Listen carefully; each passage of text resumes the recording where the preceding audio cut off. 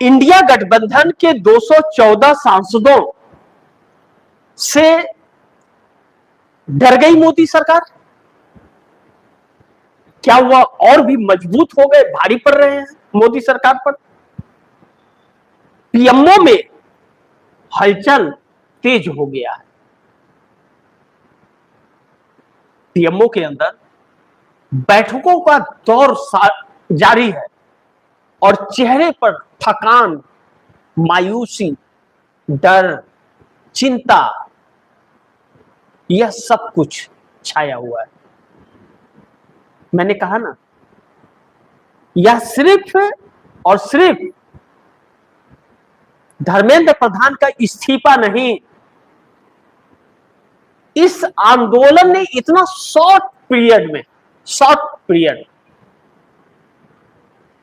मात्र एक हफ्ते के अंदर इस सरकार की रूह कपा दी है। इस सरकार की रूह कांप गई है इससे।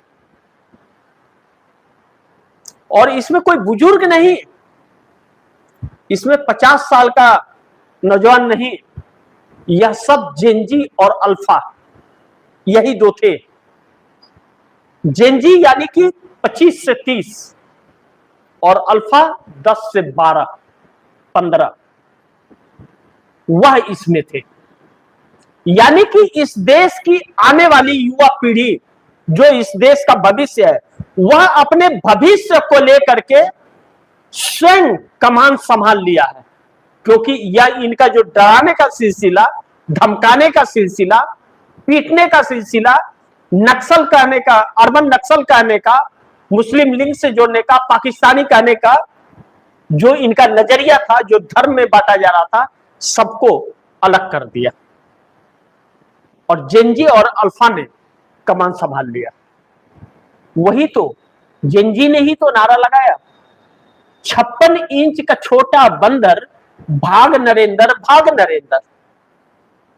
और जब इस देश की युवा पीढ़ी जेनजी सर पर कफन बांध करके निकले और यह कहे दिल्ली के सामने खड़े होकर के दरवाजे पर, दहलीज पर, कि सरफरोशी की तमन्ना अब हमारे दिल में है, देखना है जोड़ कितना बाजुए कातिल में, तो फिर सरकार की रूह कांपना तो लाजमी। यानी कि इस सरकार को अपने आने वाले वक्त भी नजर आ गए। और यह छात्र जो सोच रहे हैं, यह छात्र सोच रहे हैं कि एक ऐसा नजीर पेश किया जाए जो बहुत जरूरी है, कि आने वाले कई दशक तक इतिहास में दर्ज हो जाए कि कोई भी नेता इस देश के साथ इस तरह की हिमाकत न कर सके कि हम लोकतंत्र पर कब्जा और संविधान पर कर लेंगे, और इस देश की युवा पीढ़ी उसे नजरअंदाज कर देगी। तानाशाही चलेगी नहीं। यह विरासत इस देश के 144 करोड़ लोगों की है, किसी नेता की जागीर नहीं। यह इन छात्रों ने साबित कर दिया है। ऐसे में राहुल गांधी लगातार इस मुहिम को लेकर के सक्रिय थे। छात्र आंदोलन के पहले से वह जा रहे थे। इन छात्रों के आंदोलन से एक नजीर और निकला है। नेताओं को लेकर के जब चर्चा हुई और पूछने से, कंपेयर के तौर पर पूछने से 100% राहुल गांधी का को सपोर्ट मिला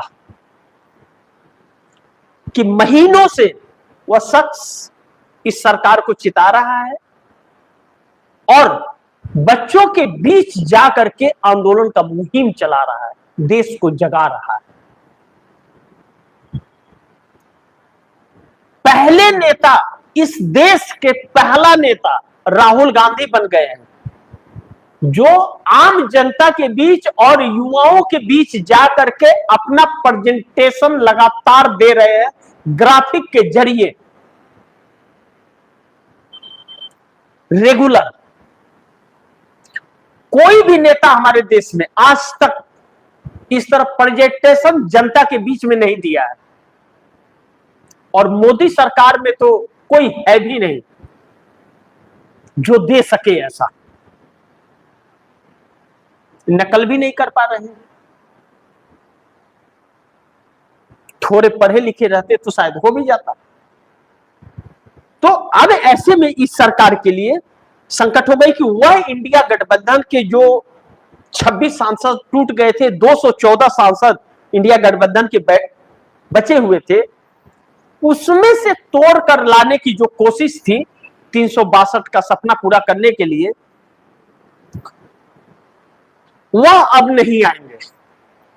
वह अब राहुल के पीछे लाइन लगा के खड़े हो जाएंगे। विश्वास भरोसा राहुल पर इतना हो गया अब कि राहुल ने 8 जून को इंडिया गठबंधन की बैठक में यह बात कही थी कि अब कोई मतलब नहीं है इस चुनाव का, क्योंकि चुनाव विपक्ष जीत रहा है लेकिन चुनाव आयोग जीतने नहीं दे रहा है। मशीनरी को पूरी तरह से कंप्रोमाइज कर लिया गया है। इनके खिलाफ जनता के बीच में जाना पड़ेगा और सड़कों पर आना पड़ेगा। वही एक रास्ता है इस सरकार से चुनाव जीतने का और लोकतंत्र को बचाने का, और कोई नहीं। कोई भी नहीं आया, एक व्यक्ति नहीं, सबने अलग अलग टिप्पणियां की।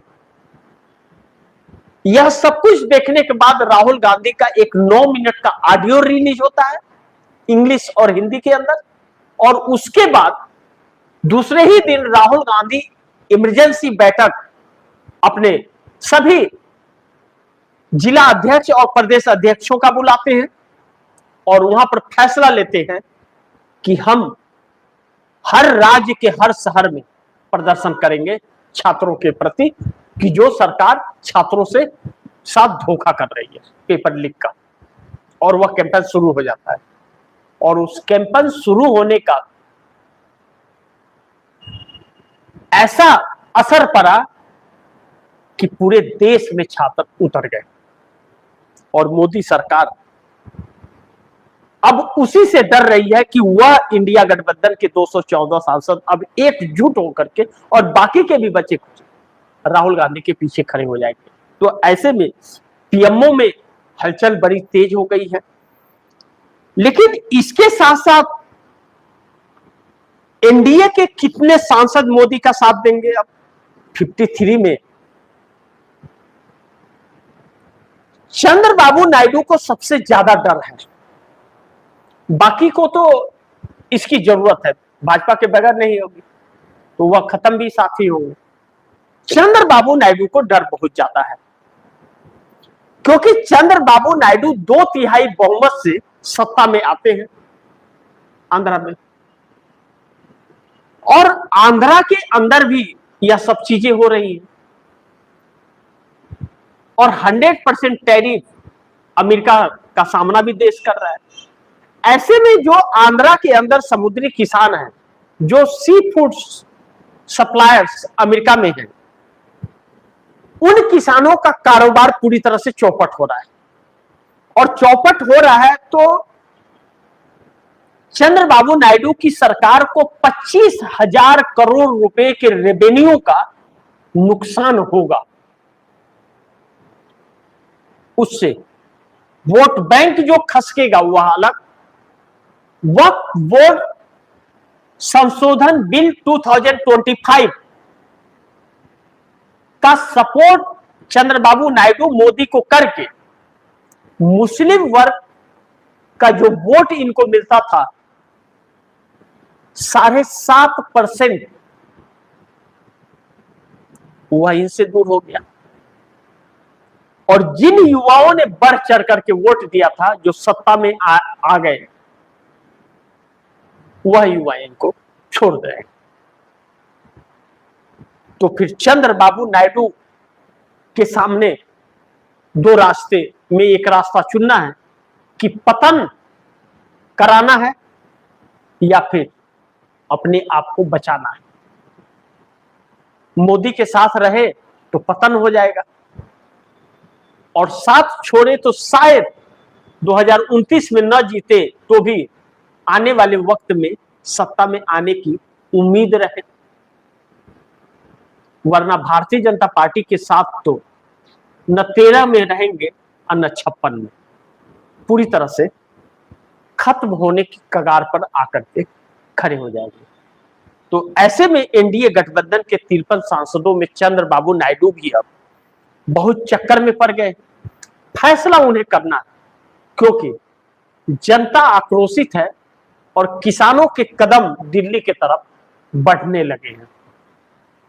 यह नरेंद्र मोदी के लिए एक बड़ी चुनौती होने जा रही है। अब ऐसे में आप दर्शकों की क्या राय है, क्या सुझाव है, कमेंट बॉक्स में जरूर दीजिएगा। इस खबर को ज्यादा से ज्यादा शेयर कीजिए, अपने दोस्तों को भी कहिए आगे शेयर करें। और आपने अगर टीएफडी इंडिया न्यूज 24 को सब्सक्राइब नहीं किया, सब्सक्राइब कर लीजिए, अपने दोस्तों को भी कहिएगा सब्सक्राइब करें। मिलते हैं अगली खबर के साथ, तब तक के लिए नमस्कार।